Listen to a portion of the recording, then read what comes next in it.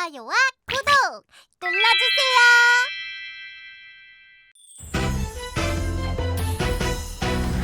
조선의 모든 것 조선왕조실록 500년 조선을 만든 27명의 왕 우리 함께 열어볼까 시간의 문 금별쌤과 함께 어린이 조선왕조실록.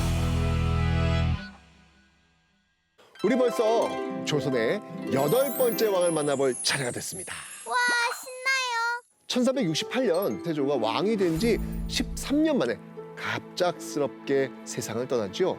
그의 아들이 세조의 뒤를 잇게 됩니다. 바로 조선의 제8대 왕 예종입니다.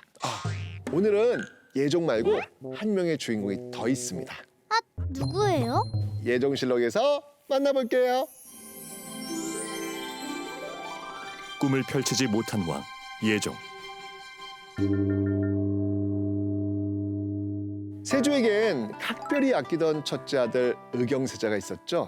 거칠고 불같았던 아버지 세조와 다르게 의경세자는 아주 온화한 성품을 가졌습니다. 그런데 그에겐 아주 치명적인 약점이 있었어요. 바로 몸이 약하다는 거였어요. 결국 20살이 되던 해 시름시름 앓다가 그만 세상을 떠납니다. 당시 사람들은 세조가 조카 단종을 몰아낸 벌을 받는 거야 라고 수근수근댔죠. 와, 귀신이다. 세조는 극심한 피부병과 악몽에 시달립니다. 단종의 어머니가 꿈에 나와서 내 아들을 죽인 원수 침을 뱉은 후 그 증상이 더 심해졌다는 막 소문도 퍼져요. 진짜예요? 뭐 사실인지는 정확히 알 수 없지만 이런 소문들이 돌았다는 것 그 자체가 세조가 조카 단종을 죽인 것을 사람들이 곱지 않은 시선으로 봤다라는 의미겠죠. 아끼던 첫째 아들을 먼저 떠나보낸 세조는요 1468년 둘째 아들 해양대군에게 왕위를 물려줍니다. 그가 바로 조선의 제8대 왕 예종입니다. 예종이 왕위에 오른 지 하루 만에 아버지 세조가 세상을 떠납니다. 예종은 아버지 세조를 잃은 슬픔에 한동안 물과 음식을 입에도 대지 않았지요. 아버지를 정말 사랑했나 봐요. 아버지를 존경하고 사랑하는 마음을 묘호로 표현합니다. 묘호가 뭐예요? 왕이 살았을 땐 전하라고 부르다가 왕이 죽은 후에는 새로운 이름을 정합니다. 이 이름을 묘호라고 합니다. 우리가 왕을 부를 때 태조, 세종, 세조 이렇게 부르잖아요. 이 이름을 이름표에 적어서 종묘라는 곳에 두고요. 영원히 오래오래 기억하는 것, 그래서 묘호라고 하는 겁니다. 그럼 세조는 자신이 세조인 걸 몰랐겠네요? 맞습니다.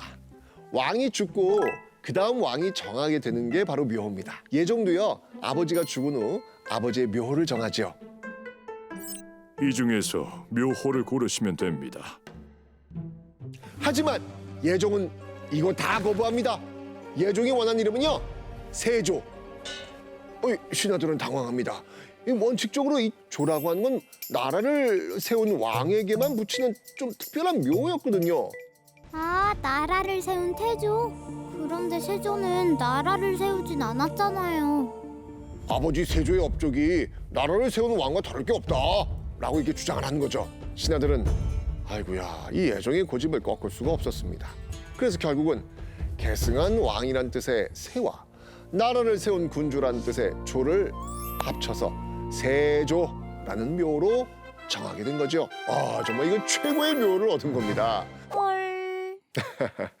뭐 묘를 정한 것만 보면 예종이 좀 상당한 고집쟁이 같은 그런 모습이 있는데 사실 예종도요 자신의 뜻으로 했던 건 많지 않습니다. 사실 예종의 뒤엔 한 여인이 있었거든요. 그것도 역사의 물줄기를 바꿔놓은 대단한 여인. 예종의 든든한 지원자 정희왕후. 지금까지 만난 왕들은 다 남자였죠? 조선의 왕은 남자만 될 수 있었잖아요. 여자가 왕이 될 수는 없었어도 역사의 주인공은 될 수 있습니다. 예종시대의 주인공, 그 주인공은 바로 철의 여인 정희왕후였습니다. 정희왕후는요 세조의 아내이자 예종의 어머니입니다.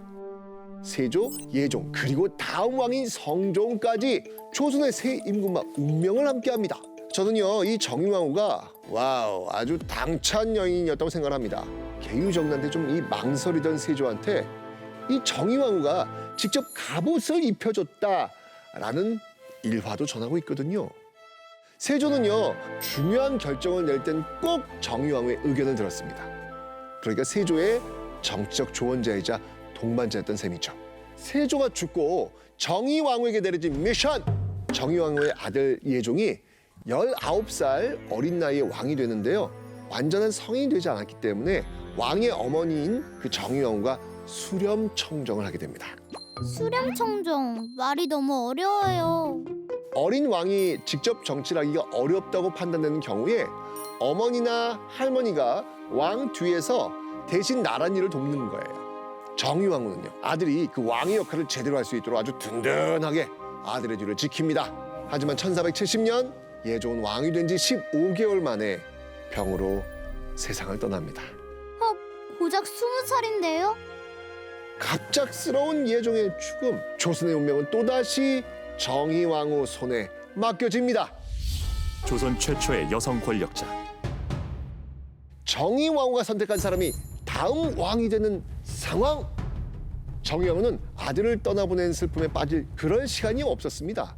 왕이 갑자기 죽었으니까 나라가 얼마나 큰 혼란에 빠졌겠어요. 빠르고 정확하게 왕을 골라야 했습니다. 정의왕후의 선택은 바로 자을상군. 세조와 정의왕후의 큰아들 의경세자의 둘째 아들이었습니다. 그렇게 예종이 죽은 지 13시간 만에 자을상군이 왕위에 오릅니다. 1470년 조선의 9번째 왕 성종이 왕위에 등극합니다. 왕이 죽은 지 하루 만에 새로운 왕이 즉위하는 거, 야, 이건 정말 흔치 않은 일이거든요.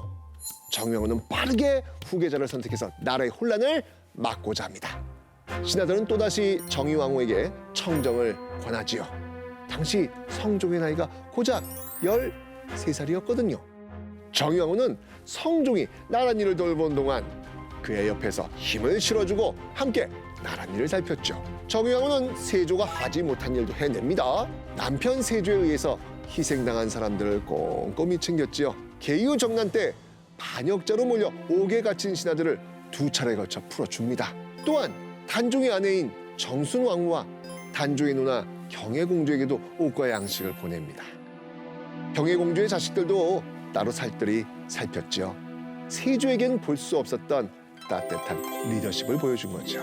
그렇게 시간은 흐르고 성종 7년인 1476년 정의왕후는 정치 참여 중단을 선언합니다. 이쯤 되면 성종이 혼자 얼마든지 나랏일을 돌볼 수 있다라는 그런 판단을 한 거죠. 신하들은 반대했지만 정의왕후는 뜻을 꺾지 않습니다.